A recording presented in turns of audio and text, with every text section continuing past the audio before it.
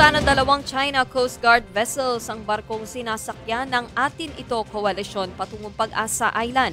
Pero tingin ng grupo, naninindak lang daw ang China. Narito ang report ni Gio Robles.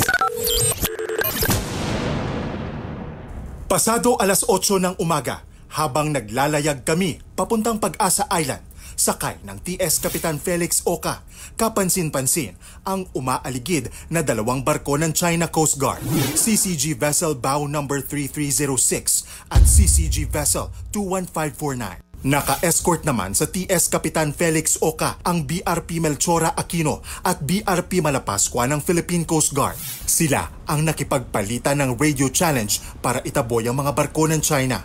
You're advised that you are currently sailing within the Philippine Exclusive Economic Zone. Hindi ito ang unang beses na hinarang ng China ang civilian mission ng Atin Ito Coalition. Pero desidido ngayon ng Atin Ito na ituloy ang biyahe. Paninindak lang, yan ang giit ng Atin Ito Coalition matapos mamataan Chinese Coast Guard vessels. Hindi raw sila magpapapigil dahil malinaw ang misyon nito.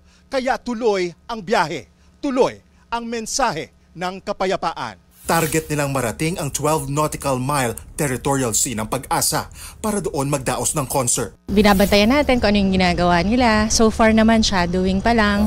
Pagka nagkaroon na ng sign ng mga dangerous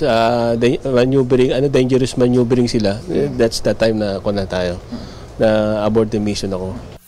Bago umalis sa Palawan, una nang nagdaos ng send-off concert sa El Nido ang Atin Ito. Nag-perform dyan ang ilang international at local artists gaya ng Horizon.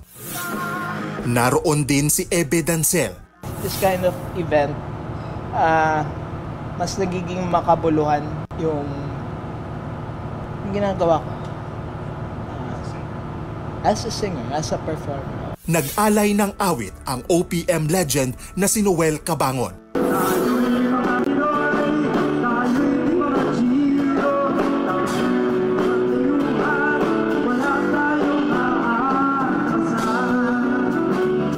Mula West Philippine Sea, nagbabalita mula sa frontline. Gio Robles, News 5.